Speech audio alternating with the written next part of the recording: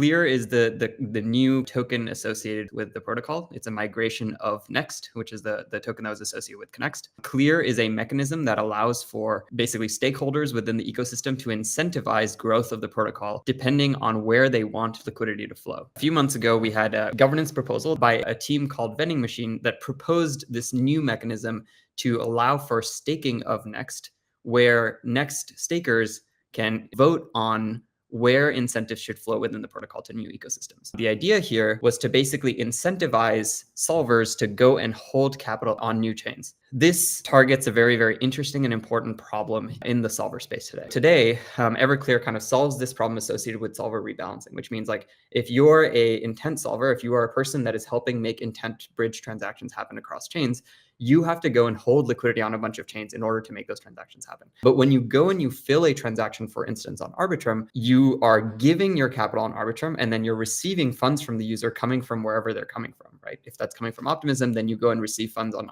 that's coming from DGen chain. All of a sudden, you have capital on DGen chain that you have to figure out how to get out from DGen chain and back to Arbitrum where it can be productive. This is effectively the problem that the Everclear protocol solves. We call this problem rebalancing. It allows for solvers to work together across this entire industry, and not just solvers, but market makers, centralized exchanges, et cetera, to work together to kind of net off their rebalancing flows against one another so that they have to rebalance a lot less to begin. It massively reduces their cost of operation. But there's a secondary problem here for solvers that wasn't really addressed, which is where should solvers even hold capital in the first place? This is a little bit of a different problem, right? It's like, obviously we can make it very, very easy for solvers to go and get capital to wherever they want it to go, but how do they know where to hold it in the first place? And if they don't know where to hold it in the first place, how can they de-risk moving to new ecosystems? This is a chicken and egg problem, which means like if you're a new chain, how do you incentivize solvers to come to your chain before those solvers know that there are even flows, before they even know that there is a revenue opportunity on your chain to begin with? Today, this is a very manual process. So chains already work on a one-to-one basis with bridges. They like do a bunch of backroom deals to get bridges to go and support their ecosystem. And this is like an extraordinarily manual process, often costing chains like anywhere from between $100K to $1 million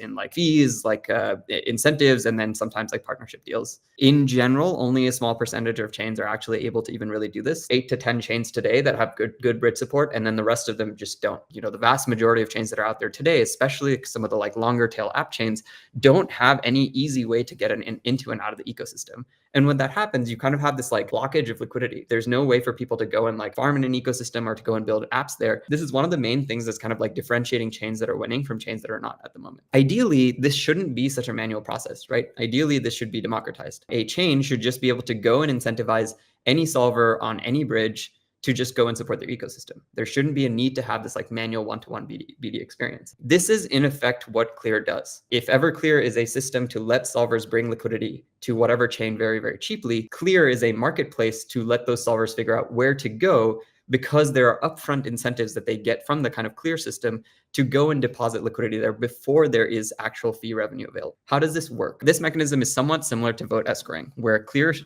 holders, so community members like you guys, investors, team members, and also like different stakeholders in the ecosystem, like chains, like asset issuers, can basically go buy CLEAR and then stake it in the protocol.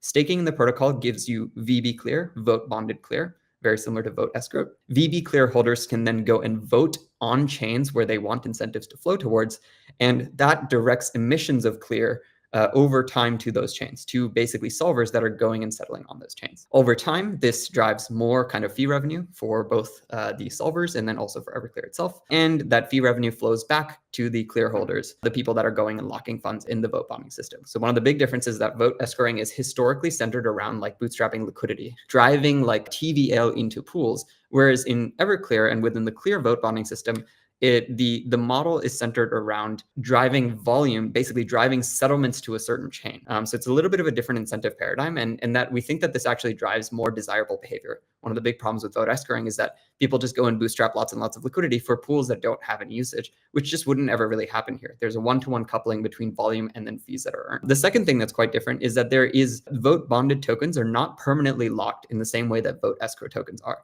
There is a way to unlock from the system, and you can basically unlock from vote bond. You could basically unlock your stake with a certain penalty ahead of the time that you have committed to locking up.